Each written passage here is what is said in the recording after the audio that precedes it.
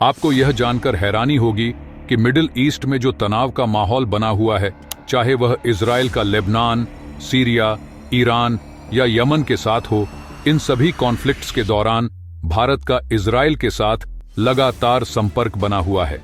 पहले यह संपर्क सिर्फ टॉप ऑफिशियल्स और डिप्लोमेट्स के स्तर पर होता था, लेकिन अब यह संवाद सीधे प्रधानमंत्री स्तर पर हो रहा है।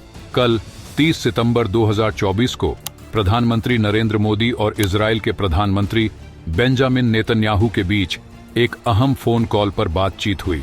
इस फोन कॉल में पश्चिम एशिया में चल रही स्थिति, बढ़ते कॉन्फ्लिक्ट और आतंकवाद जैसे संवेदनशील मुद्दों पर चर्चा की गई। प्रधानमंत्री मोदी ने स्पष्ट रूप से कहा कि आतंकवाद के लिए इस दुनिया में कोई जगह नहीं होनी चाहिए। मोदी जी ने साफ कहा कि भारत इस तरह के हमले को बर्दाश्त नहीं करता है और इस तरह के हमले को हम दोनों दोस्त मिलकर दुनिया से नमो निशान मिटा देंगे।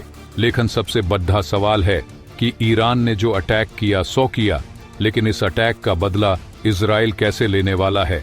यकीन मानिए दोस्तों, प्लान बहुत गहरा है और इसीलिए ईरान को जख्म भी गहरा मिलने वाला है।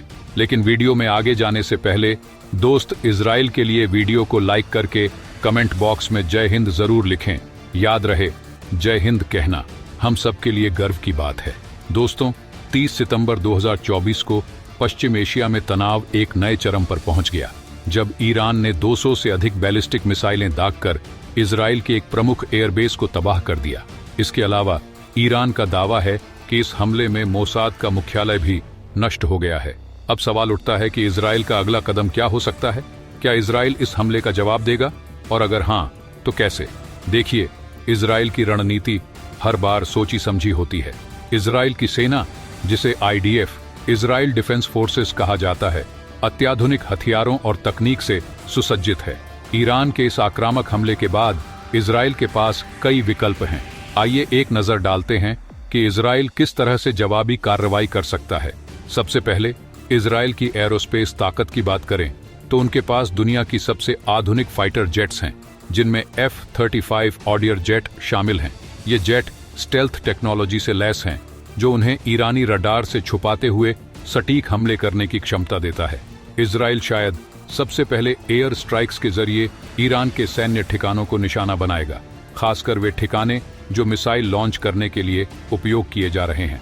इसके अलावा इजराइल के पास सटीक निर्देशन वाली लंबी दूरी की मिसाइलें हैं, जैसे कि जेरिको थ्राई, जो 4800 से 6500 किलोमीटर तक मार करने की क्षमता रखती है।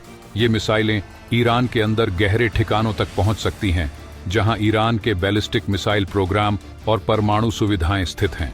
इजराइल दुनिया में साइबर युद्ध की तकनीक में सबसे आगे है। ईरान के मिसाइल सिस्टम और परमाणु कार्यक्रम पर साइबर अटैक करके उन्हें पंगु बनाना इजराइल के लिए एक प्रमुख विकल्प है। इससे न केवल ईरान की संचार व्यवस्था बाधित होगी, बल्कि उसकी सैन्य क्षमताओं को भी कमजोर किया जा सकता है। इजराइल पहले भी 2010 में स्टक्सनेट वर्म के जरिए ईरान के परमाणु कार्यक्रम पर साइबर हमला कर चुका है, जिससे उसकी संवेदनशील तकनीक तबाह हो गई थी। मोसाद, इजराइल की खुफिया एजेंसी, ऐसे गुप्त ऑपरेशनों के लिए मशहूर है जिनकी जानकारी आम जनता को बाद में मिलती है। ईरान में इजराइल कई बार ऐसे ऑपरेशन कर चुका है जहां उसके वैज्ञानिकों, खासकर परमाणु कार्यक्रम से जुड़े लोगों को निशाना बनाया गया। अगर मोसाद का मुख्यालय वाकई तबाह हुआ है, तो यह तय है कि इजराइल गुप्त ऑपरेशन के जरिए ईरान के हाई प्रोफाइल सैन्य या राजनीतिक व्यक्तित्वों को निशाना बना सकता है। ईरान अकेला नहीं है, उसके कई सहयोगी हैं, जैसे हिजबुल्लाह, जो लेबनान में सक्रिय है। इजराइल इन संगठनों को भी निशाना बना सकता है।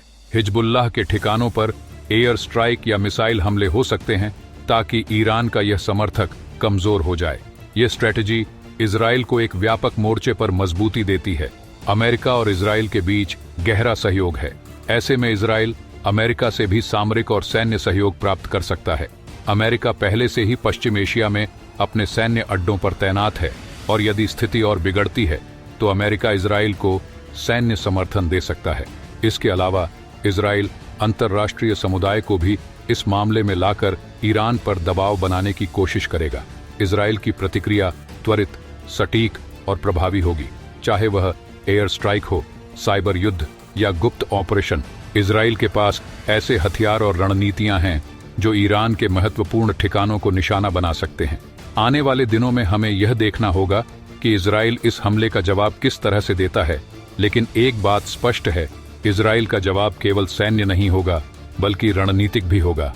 वैसे दोस्तों, आपको क्या लगता है, क्या इजराइल को पलटवार करना चाहिए या फिर मिडिल ईस्ट में शांति के लिए चुप रहना चाहिए? अपनी राय मुझे कमेंट बॉक्स में अवश्य बताएं। अगर आपने अभी तक इस वीडियो को लाइक नहीं किया है तो लाइक कर लें। सबसे जरूरी बात, इस चैनल को सब्सक्राइब करके बगल में जो बेल आइकॉन का बटन है उस पे ऑल पर क्लिक कर लें। मिलते हैं अगले वीडियो में। जय हिंद, जय भारत।